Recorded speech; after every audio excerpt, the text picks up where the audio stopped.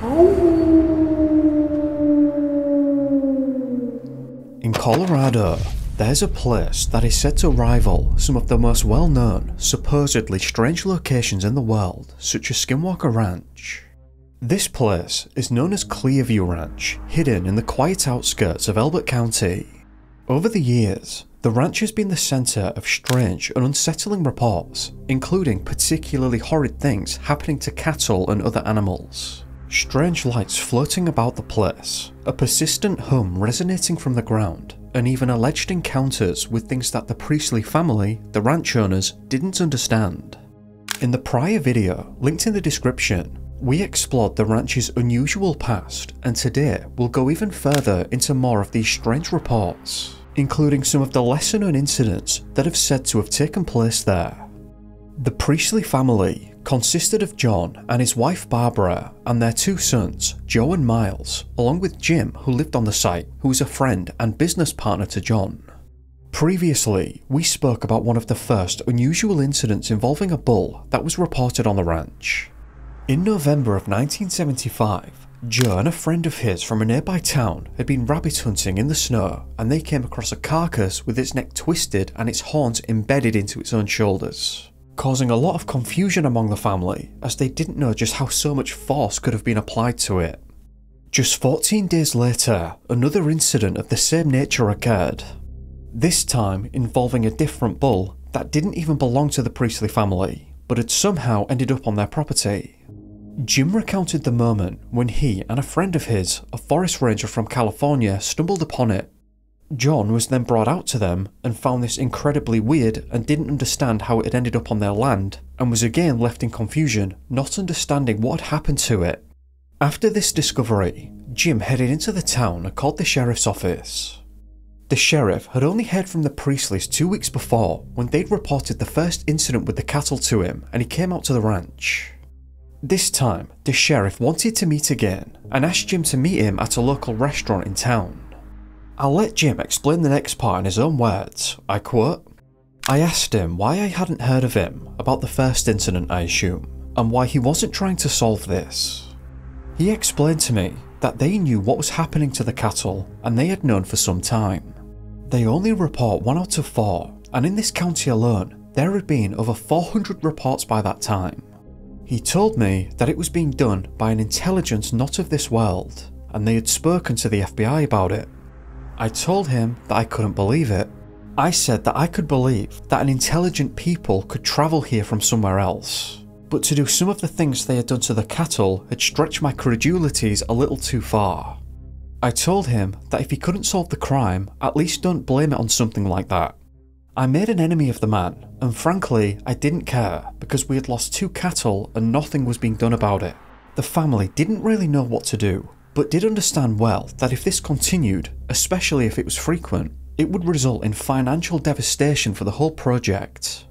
Neither John nor Jim could afford this property alone. They'd pooled their resources together in order to pay for it with the hope that they could establish a profitable working cattle ranch.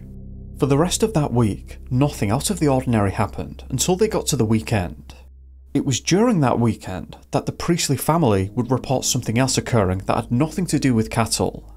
Jim was inside his accommodation that he'd built close to the main ranch house where John, Barbara and their son stayed. It was fairly late, at around 10 PM, and he was making plans for the following week as to what needed to be done. Meanwhile, 2 of his friends and an employee of the ranch who he dubbed Steve was standing in front of a log cabin on their parcel of land. While chatting away, they reportedly heard a strange noise coming from the cistern, which is away from the house and about 60 yards or so up a hill. All of a sudden, after listening to this noise, a huge, dark object pushed its way through the barbed wire and came straight at them down the hill.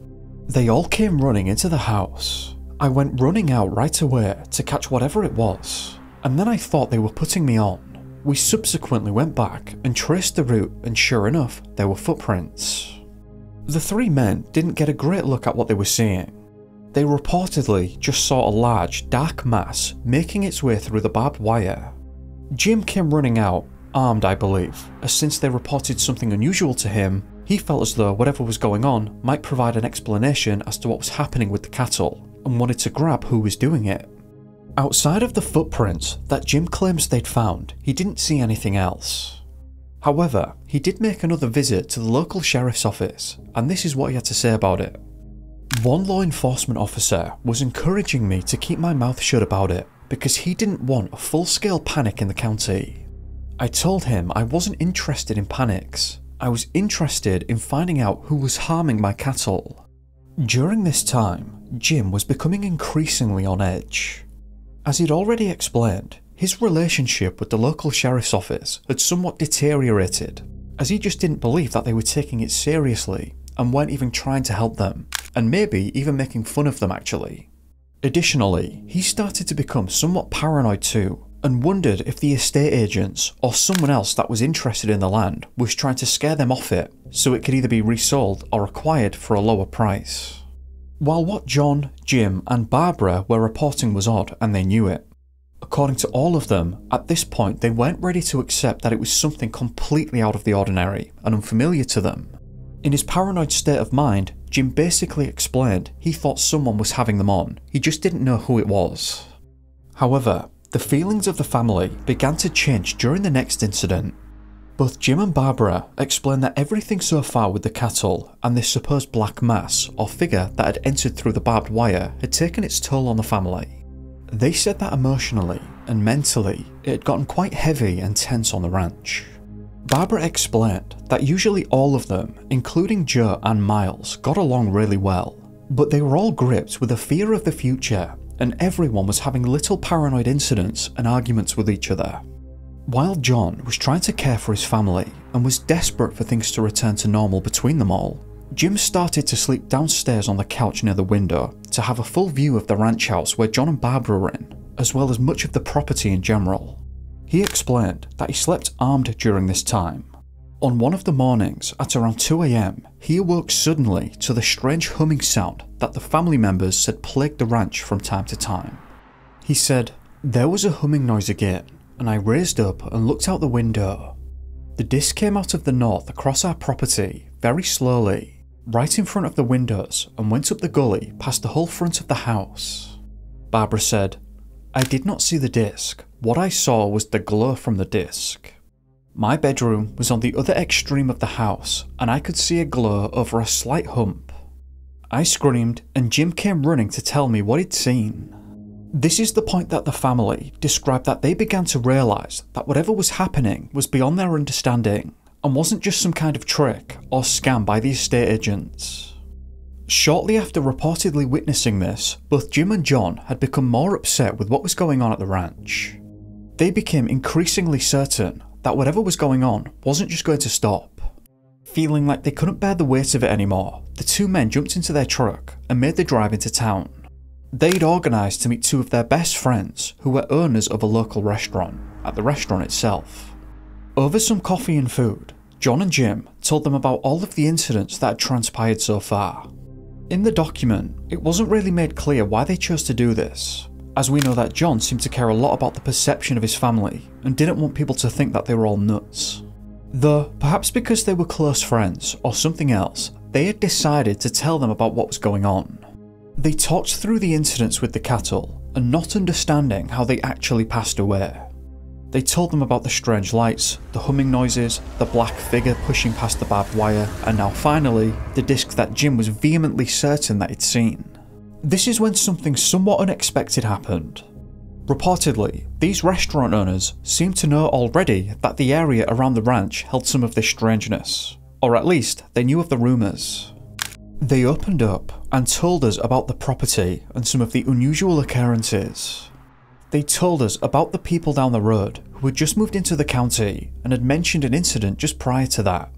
Prior to our moving out there, their cousin and nephew were going down the road past our property. A disc allegedly came off our property, it wasn't ours at the time, and followed the car. They went down the road, turned the corner and pulled into their house. They ran inside, and while all the people in the house watched, the disc hovered over their car for approximately 45 minutes. Later, she went into town and talked about it.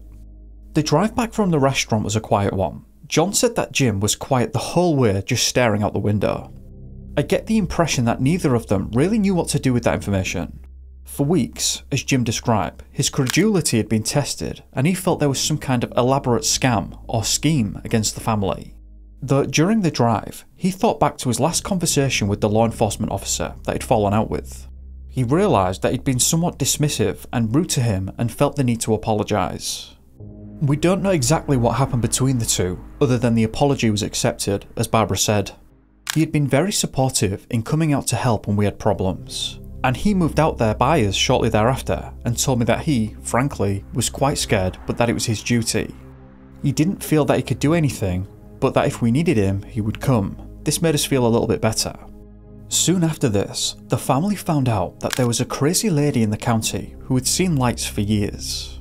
She'd reported them to the authorities and told people about them, but was mostly just brushed off as being crazy. Apparently, she'd seen a weird light floating around close to the hills near the ranch. She described that it had a yellowish glow and moved over the landscape. At first, she thought she was seeing someone in the middle of nowhere with a flashlight, either camping or trespassing, or both, until it moved, and she said that she realised it wasn't on the ground at all. Specific times and dates aren't mentioned, but she'd dismissed that first one until sometime after that she said that she'd seen 3 of them near the same property. Allegedly, this woman had seen them numerous times over the years and believed that they were looking for something or were observing something, as they were repeatedly in a similar spot of the area. Around the time of learning this information, and again on an unspecified evening, Jim reported hearing a loud slamming noise outside the house. Upon investigating, he discovered that the trunk light on his Cadillac was illuminated on the dashboard. The trunk was locked, and Jim confirmed that he was the only individual with a key. Upon opening the trunk, he noted that the pin switch had been forcibly bent to the side. There were no signs of forced entry elsewhere, leading him to conclude that someone had tampered with the vehicle. Over the following nights, Jim and the Priestley family reported hearing loud banging sounds on the exterior walls of the house. The noises were consistent, resembling 2 distinct knocks followed by silence. At the time, Jim said that it was like a Halloween prank or something like that, but they could never identify who was doing it. Both he and John would rush outside, but according to both of them, they just never saw anyone doing it. Jim, again in his paranoid state at the time, despite everything else that he'd claimed to have happened, began to suspect that the real estate agents were trying to frighten them away again. Following the repeated disturbances, Jim reported the incidents to the now friendly local law enforcement officer. During their conversation, Jim made it clear that while armed, he wanted to engage whoever was doing this. However, according to Jim, the officer apparently told him that he felt that this was a bad idea, as he said whatever, not whoever, is responsible might retaliate with unconventional means. While not stated specifically then, one can only assume that the officer felt that the source of this was also the same source of the lights and everything else. Jim said, "This continued progressively for some time after that beating on the walls and running. I would run out and I would see a big hairy thing running. I was tolerating it to a certain degree. One night, I didn't. I went out and one was running beside the corral and I took my shot.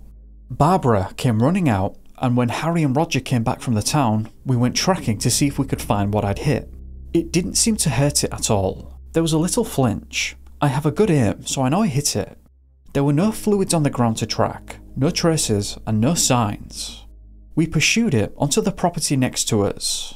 Then I heard this most unusual sound. They said it was like a double sound. It was a whine, with almost a beeping noise intermixed. The closest sound I could describe it to is a South American primer of some type. Some people said it sounded mechanical, but it didn't to me. We roamed around looking, but we didn't find anything, except we seemed to be led in a certain direction, by the sounds I'm assuming. We didn't find anything, and we returned to the house where I notified the law officer that I did what I did. He scolded me and told me I was lucky this time, as he didn't want anybody hurt. After this, Jim claimed that whatever was happening stopped bothering them quite so badly for a while, and the banging on the walls stopped. However, it wouldn't last, and this time, according to Jim, one night it destroyed 2 cars. Barbara has a green Cadillac and a station wagon. One night, when we went to leave, the transmissions on both cars were inoperable. We had to have both cars repaired. Again, I assume they did it. "I've never had 2 transmissions go out like that on 2 good cars." I again felt that we were being driven off, and I was still trying to believe it was the real estate man. Both cars required total transmissions as all the gears were ruined. Following this, on one night, Barbara was feeling unwell and decided to rest in the bedroom. The drips on the window were partially drawn, creating a small triangular gap through which she could see the snow patches outside, faintly illuminated by the moonlight. While lying on the bed, Barbara had a smoke. As the match flickered and went out, she noticed that the light from the snow patches had suddenly disappeared, so she moved to the foot of the bed to have a look. Through the gap, she saw what she described as a shiny black box, positioned within 2 to 3 feet of the window. The object, according to her, was not emitting light, but instead she thought was reflecting the faint moonlight. Around the box, she said there was a rounded shape and wondered if someone could have been carrying it. Whatever this was, she said was located between a line of trees and the house, which is a narrow space of around 5 feet or so. She went to retrieve John, however by the time they'd rushed outside, she said it was just gone. No one else saw it, which is important to note I suppose. Jim recounted an unusual incident that he said provided one of the few tangible pieces of evidence at the ranch. On top of a hill, there was a large burn patch of ground, about 35 feet across, where nothing grew for the first year after it appeared. Though some vegetation had started to return, it remained fairly barren. One night, describing feeling compelled for some reason, Jim and Joe decided to drive up to the area. They parked near the circle, and as they sat in the car, a dim yellow light appeared in the trees, resembling the glow of an old car headlight. The light shone directly on their vehicle, though it wasn't blinding. Curious, Jim and Joe got out the car and moved towards the source of the light. As they approached, they found a black box on the ground. Jim, sensing danger, instructed Joe to stay back about 10 feet. The box emitted a buzzing noise and seemed to have a faint light coming from within it, although the box itself wasn't illuminated. As Jim moved closer to within 4 feet of the object, the noise suddenly changed. The soft buzz turned into a more intense, angry hum, like a swarm of bees. Jim instinctively backed away and told Joe to head back to the car and to stay inside no matter what happened. He decided to approach the box again on his own, but when Jim returned to the spot, the box had vanished. Jim recalled another strange encounter that seemed to follow a familiar weird pattern. One afternoon, while walking through the woods near the ranch, he spotted an unusual bird. He said, "I saw a bird that was about 3 feet tall. It was brown and had 3 feather-like appendages on its head." Jim said that it just looked so odd and out of place. Apparently, he tried to identify what exactly it was, but he wasn't able to do so. Jim attempted to follow the bird, but it swiftly disappeared behind the rolling hills. As he made his way back to the house, a light snowstorm began. The family's large dog, that they described as typically being gentle and friendly, reacted strangely when Jim approached the fence. The kids, barely able to make out his figure in the snow, watched in confusion as the dog suddenly started barking and growling, refusing to let Jim pass. Despite Jim speaking to the dog and trying to calm him down, it took several minutes of coaxing before the dog would allow him through the fence. The scene spooked the children, who ran back into the house, certain that something wasn't feeling right. The dog's behaviour unnerved Jim as well, especially since Jim had a great relationship with him, but also because he associated it with walking around the area where this strange bird had vanished, though he wasn't sure why that would have caused such a reaction. Reflecting on the encounter, Jim just really seemed to believe that there was something off and weird about this animal, and was vehement in suggesting that it wasn't a local animal. He emphasised that he wasn't prone to hallucinations. "I've never had a conscious hallucination in my life," he insisted. One particularly dark night, Jim was lying on the couch, staring out into the pitch-black void outside. The night was unusually quiet, with no moon or stars visible, just an overwhelming sense of stillness. Jim developed a habit of staying up late, feeling it was his duty to protect everyone on the ranch. As mentioned earlier, Jim would sleep armed, and this night was no different, as he felt particularly unnerved for some reason. As he glanced towards the window, there was just enough light to make out a shape. According to Jim, it was an unmistakable silhouette of a man, standing very tall, looking in. He said that the man was wearing tight-fitting clothes, and seeing this sent a chill down his spine. Without hesitation, he got up and quickly went to warn the others. Barbara was startled and already wide awake when Jim knocked on her door. She had been experiencing some rather serious symptoms that night. Her heart was racing, blood pressure rising, and struggling to get full breaths. She had gone to the doctors previously, fearing that she was developing heart issues, but they assured her it was stress-related. Jim entered, noticing how distressed she was.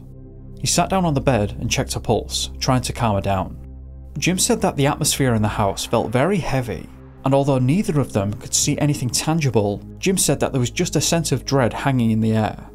As the two sat together, they heard a loud bang from the direction of the front door. Jim had earlier placed a large chair in front of it, scared that this person outside was going to break in.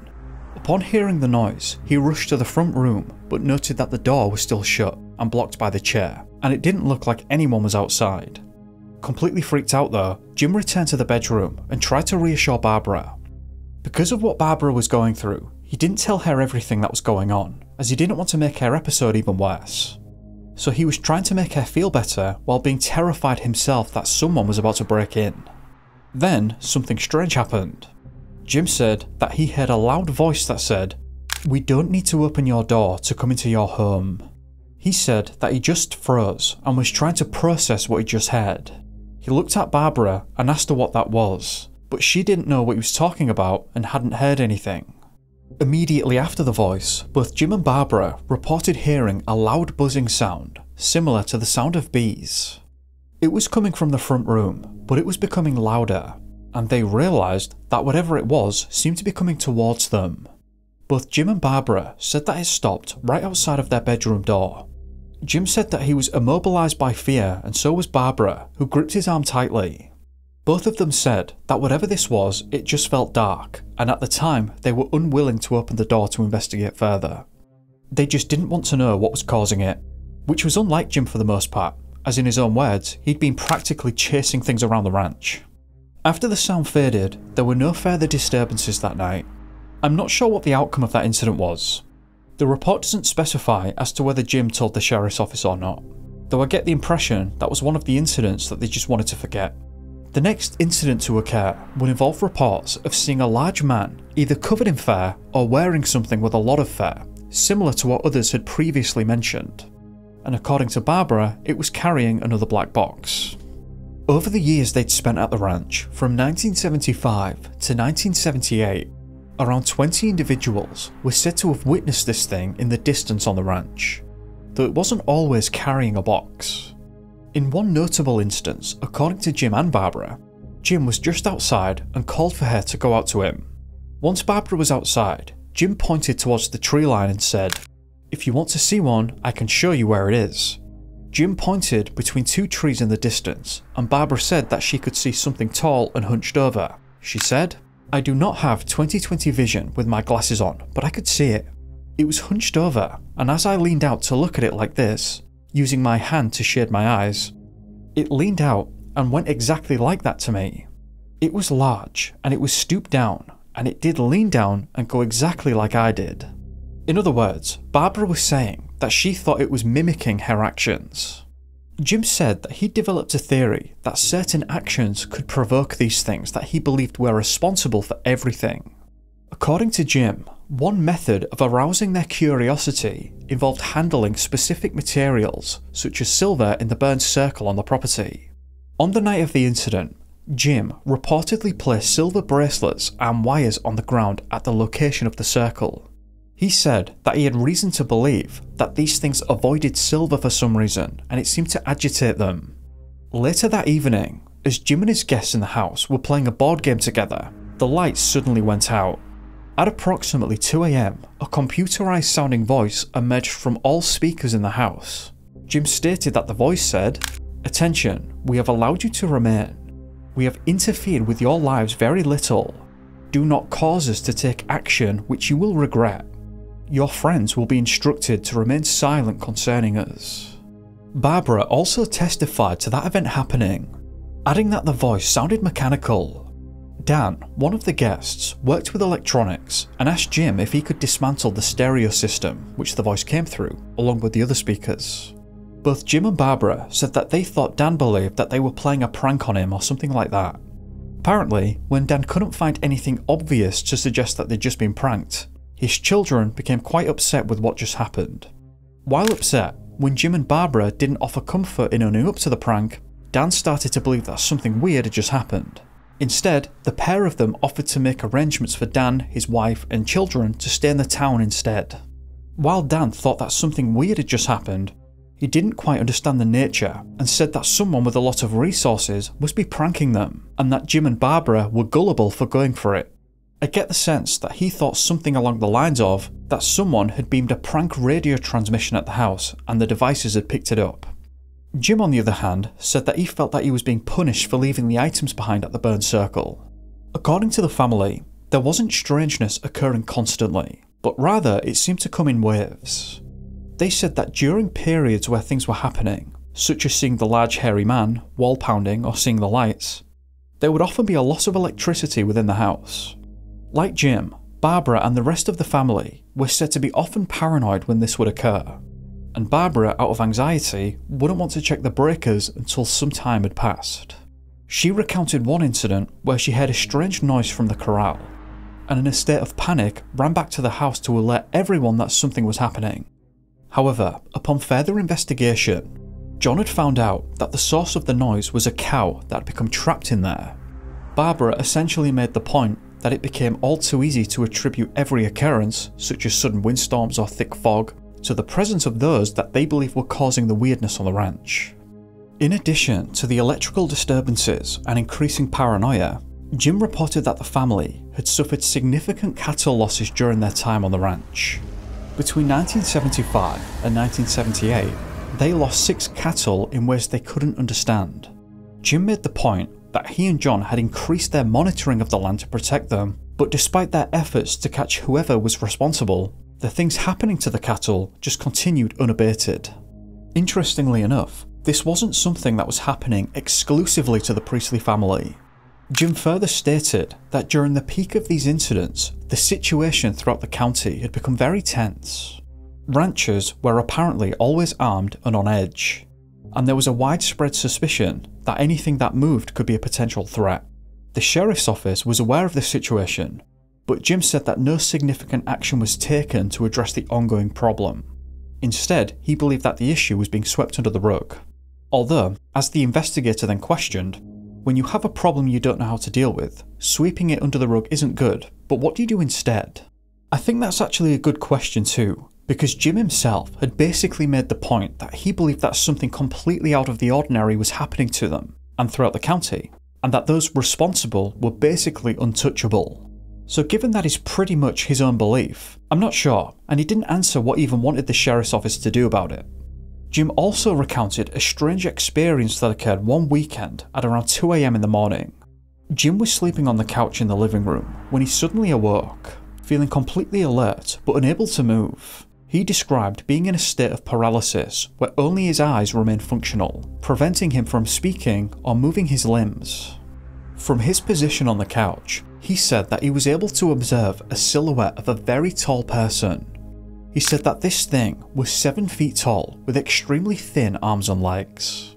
He said that he thought he could make out a box shape against the silhouette's chest. 3 pipes or hoses extended from each side of the box. Jim also said that he thought that this thing was wearing a helmet of some description. While saying that he felt completely freaked out, he didn't think it was overtly threatening or hostile.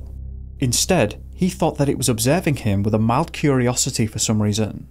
Despite trying to make a noise to alert everyone else, nobody could hear him. He felt that this figure then noticed he'd woken up, as it remained in place for several moments before vanishing. According to the family, this was one of the final straws, and was one of the incidents that made them ready to make the decision to leave. Jim said that he felt initially that they could coexist with the things responsible for the disturbances, but after that he was left feeling very uncomfortable. Barbara said, "I think this is what finally broke me, because everything was going so peacefully, and I thought we were going to be able to stay, and I really loved that place, and I thought everything was going to smooth out, and then it didn't." Jim then, After whatever it was, it obviously wasn't human. It didn't have the same form at all. It wasn't hostile, it wasn't threatening, it wasn't dangerous. But after that, everything went back to double doses of tension. It got much worse, the tension, not necessarily the activity. It was a thing of, well, we knew we weren't wanted. It's a gut level feeling that's hard to describe exactly. We knew that something wanted us out. Barbara felt the same thing. Shortly after this sighting, we had an accidental fire with paint on the porch. It had nothing to do with them, but on top of all this feeling, that was it. Barbara: I've often read about what they call the fight or flight response, and I've often wondered which one I am. Well, I've decided I'm definitely flight. The only reason I didn't leave right then was that the children were there and Jim was there, and how can you leave someone? But it took me an instant to make that decision. It wasn't a gut level decision. I froze, instantly, and then I very stupidly grabbed a candlestick and ran out to the porch. Naturally, what he needed was water, but I didn't know that. I really thought we were being attacked. I just decided that I couldn't take that anymore, because I had faced the fact that if I ran out there, something terrible could happen. I thought, it's time to leave, before you lose it all. This is one of those rare instances with these stories, where we get to have a look at some of the aftermath in regards to the family and some of their speculations too. Usually, the story starts and ends at the ranch, but this time there's a little more. For instance, after leaving the ranch, John and Barbara said that they noticed that their children had a hard time letting go of everything that had happened. They said that their youngest son would use his lunch money to buy magazines on the topic, and would otherwise lie in such to read and watch material pertaining to weirdness in the sky. In essence, they were saying that their kids had developed an unhealthy obsession with it all. On that topic actually, Jim said that there was more activity after their departure. He said, "We saw discs every so often, very regularly. John saw them, I saw them, other people saw them. A friend of ours from Wisconsin saw them. He came back one night, and one of them came right in front of his car. Harry was with him. From what I can determine, the activity has accelerated since we moved out, not diminished. We understand that from the neighbours. I took friends out there that came from California. We weren't any sooner camped, and we put out sleeping bags in the woods to be right in the midst of it. Then, the sounds started around us. Robert had his dog with him. The dog crept up and climbed under the covers with him. He got the full dose of what we call the creepies. It's a tremendous sense of personal danger without any stimulus. It's like a biochemical reaction. You can give injections and cause the same reaction in a person. It's also interesting that Barbara said that her kids had become a bit too obsessed by it all. But going through the aftermath, it seems that they were guilty of the same thing.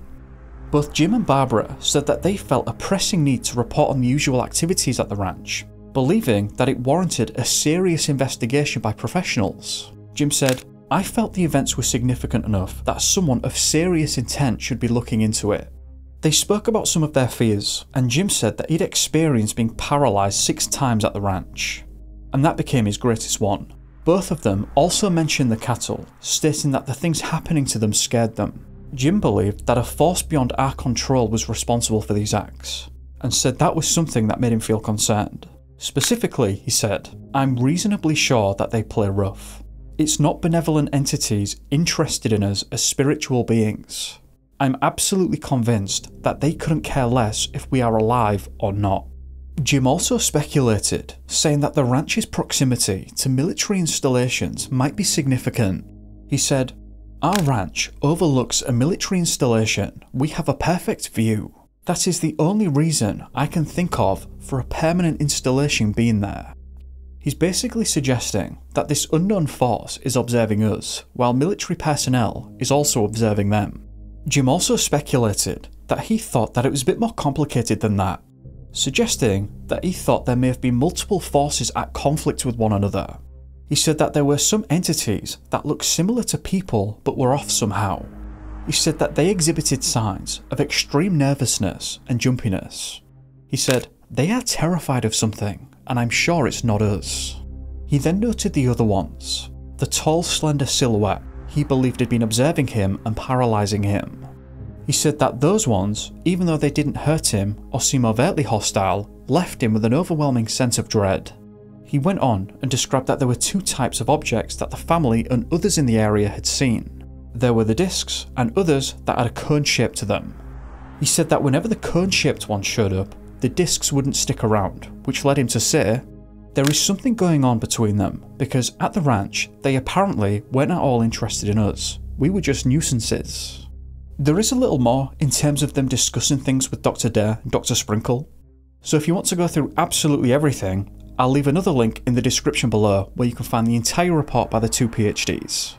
What I do find interesting about the family, their alleged experiences and their property, is that unlike other such places, this family don't seem to have tried to profit from it at all. For instance, you could make the argument with Skinwalker Ranch or Stardust Ranch that the incidents there were made up or exaggerated to inflate the price in the hopes that someone would pay more for the land and property than it was actually worth. I'm not suggesting that people have made everything up, only that you could present that as a plausible argument. In this instance though, the actual specific location of the ranch was never disclosed, aside from the general area that it resides in. And that was only recently, as far as I can tell, by Katie Page, who used to stay over at Clearview Ranch over the weekend through 1975 to 1978. The family didn't write any books about the place to sell or anything like that.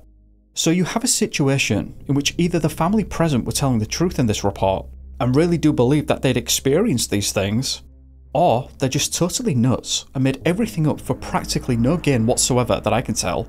It's an interesting one, and I'm looking forward to reading your thoughts about this. That about brings us to the end. I'd just like to take the time to thank you for watching, and a big thank you to the patrons who've been running around on the screen. If you enjoyed this video, please do remember to like and subscribe if you haven't already. If you didn't like it, then feel free to give me a thumbs down. I'm just looking for your honest opinion either way. I hope that you've had a great day, or evening, depending on where you are, and I'll see you in the next one. Be safe guys, peace.